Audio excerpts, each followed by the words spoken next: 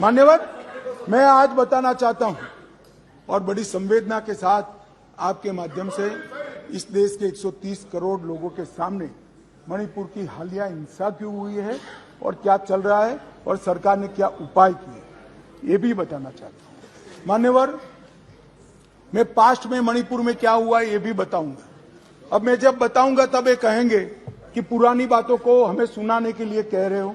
ना जी, मैं संवेदनशील आदमी हूं मान्यवर, मैं पुरानी बातों को राजनीतिक हिसाब किताब के लिए नहीं सुना रहा। इसलिए नहीं सुना रहा कि आपके समय में भी हुआ था, हमारे समय में भी हुआ, होता है का अप्रोच हमारा नहीं है, ये यूपीए का अप्रोच है। हमारा अप्रोच होता है का नहीं है, हम टॉलरेट नहीं कर सकते। मैं पुरानी हिंसाओं को इसलिए बताना चाहता हूं कि मणिपुर की नस्लीय हिंसाओं के स्वभाव को जनता ने जानना पड़ेगा। नस्लीय हिंसा मणिपुर में जब जब होती है तब किस प्रकार से होती है वो भी जानना पड़ेगा। इसलिए मैं पुरानी हिंसाओं को भी रखूंगा। आपके मन में ये भ्रांति न हो, ये सवाल ना आए कि पुराना क्यों बता रहे। मान्यवर, करीब 6.5 साल से मणिपुर में भारतीय जनता पार्टी की सरकार है। मणिपुर में भारतीय जनता पार्टी सरकार बनी तब से 3 मई तक एक भी दिन कर्फ्यू नहीं डालना पड़ा। मैं मेरी बात आग्रह के साथ कहना चाहता हूं। मणिपुर में भारतीय जनता पार्टी की सरकार के 6 साल पूरे हो गए। 6 साल में मणिपुर में एक भी दिन कर्फ्यू नहीं डालना पड़ा। मणिपुर के अंदर एक भी दिन बंद नहीं रहा। मणिपुर के अंदर एक भी दिन ब्लॉकेड नहीं हुआ और उग्रवादी हिंसा लगभग समाप्त हो गई। ये 6 साल का भारतीय जनता पार्टी के शासन का इतिहास था।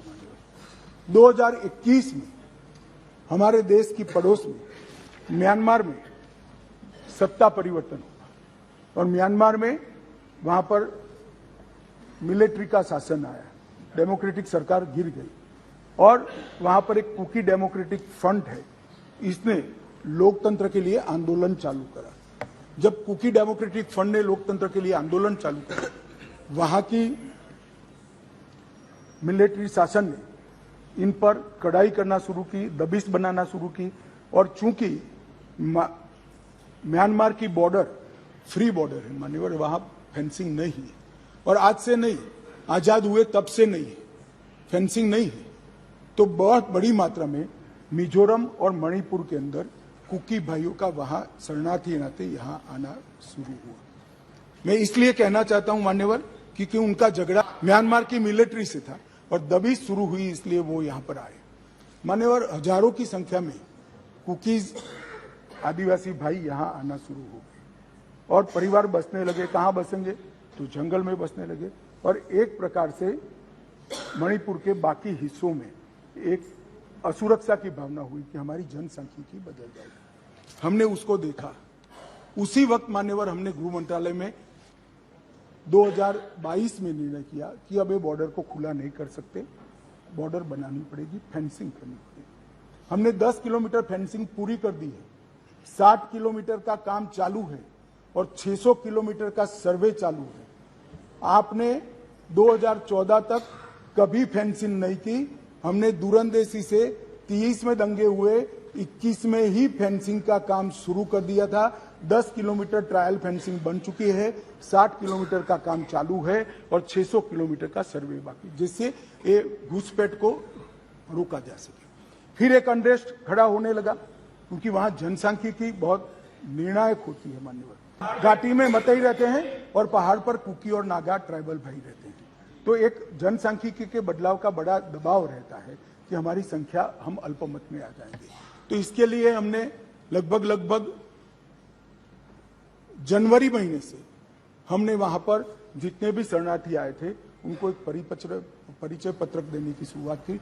उनका थंब इंप्रेशन लिया, आई इंप्रेशन लिया और थंब इंप्रेशन और आई इंप्रेशन को वोटर लिस्ट और आधार कार्ड के नेगेटिव लिस्ट में डालने का काम किया। ऐसा नहीं है मान्यवर कि यहाँ गृह मंत्रालय के कंट्रोल रूम में कोई आंख मूंद कर हुआ। 2023 में दंगा हुआ, 22 में हमने फेंसिंग चालू करी और 23 की शुरुआत में हमने थंब इंप्रेशन और आई इंप्रेशन लेने की शुरुआत की और उसको भारत के वोटर लिस्ट और आधार के नेगेटिव लिस्ट में डालने की। फिर भी ये जिस प्रकार से संख्या बढ़ती गई, एक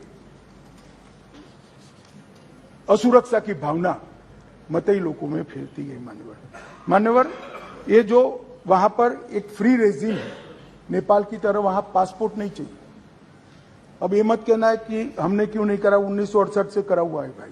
1968 से एक समझौता है भारत और ब्रह्मदेश की सरकारों के बीच में कि बॉर्डर के 40 किलोमीटर से जो अंदर आएगा या यहां से 40 किलोमीटर से आ जाए उसको पासपोर्ट नहीं चाहिए। ये समझौता है, किसी को रोकना भी असंभव था। और इतने हजारों किलोमीटर की बॉर्डर में बाढ़ भी नहीं लगी थी, फेंसिंग भी नहीं थी, तो संख्या बढ़ती गई और असुरक्षा बढ़ती गई। इतने में एक अफवाह फैल गई 29 तारीख अप्रैल को कि 58 ये वसाहतें जो थी शरणार्थियों की, उसको गांव घोषित कर दिया गया। अब गांव घोषित करने की अफवाह से ही घाटी में बहुत बड़ा अनरेस्ट शुरू हुआ मान्यवर, और वो अनरेस्ट को भी हमने माइक वाली जीपे चलाई, बताया गया कि भाई कोई गांव घोषित नहीं हुआ है। मगर अफवाहें जब फैलती है तब फैलती है अविश्वास का वातावरण, और घोषित जंगल गांव घोषित किया, जंगल गांव घोषित किया जो वसाहतें थी उसको, तो उनको लगा परमानेंट अब यही बस जाएंगे, तो एक अनरेस्ट खड़ा हुआ। उसके बाद में आग में तेल डालने का काम हाईकोर्ट मणिपुर के अप्रैल महीने में आए हुए एक फैसले ने कहा, जिसने सालों से पड़ी हुई एक लंबित पिटीशन को अचानक चलाया। अचानक चलाकर ना भारत सरकार के ट्राइबल आयोग को शपथ पत्र लिया, ना भारत सरकार के ट्राइबल डिपार्टमेंट का लिया, ना भारत सरकार के गृह मंत्रालय का लिया, ना मणिपुर सरकार का लिया, और अचानक ही कह दिया कि 29 अप्रैल के पहले मतई जाति को ट्राइबल घोषित कर दी गई। इससे पहाड़ पर बहुत बड़ा अनरेस्ट हुआ, ट्राइबलों में बड़ा अनरेस्ट हुआ कि अब मतई ट्राइबल बन जाएंगे तो हमारी नौकरी हो गई। स्पर्धा का भाव होता है और स्वाभाविक है, एक कोई कानूनी प्रक्रिया के बगैर एक ऑर्डर कर दिया गया, जिसके कारण ऊपर भी, नीचे ऑलरेडी अनरेस्ट चालू था, ऊपर भी अनरेस्ट हुआ, और 3 तारीख को एक रोली के अंदर एक क्लैश हो गया माने, और क्लैश होने के बाद दंगे चालू हुए जो अब तक अशांत परिस्थिति को बनाए हुए हैं।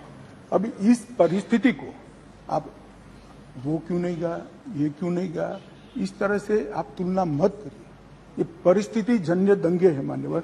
मैं आगे भी कहना चाहता हूं, इसके साथ एक बहुत बड़ी बात दूसरी भी हुई है कि वहां मिलिट्री का शासन आने के बाद थोड़ी ढिलास आ गई है, और नारकोटिक्स का भी बहुत बड़ी तस्करी म्यांमार की ओर से मणिपुर की ओर हुई है। इसके व्यापार से भी बहुत बड़ा अनरेस्ट हुआ है। मगर जो क्लिंचिंग चीज थी वो कोर्ट का जजमेंट थी, उसकी अंतिम तारीख 29 मई थी, और इसके विरोध में एक जुलूस निकला। जुलूस में दोनों ग्रुपों के बीच में भिड़ंत हुई, और देखते देखते घाटी में और पहाड़ पर दोनों जगह एक दूसरे पर हमले करना, हिंसा करना शुरू हो गया।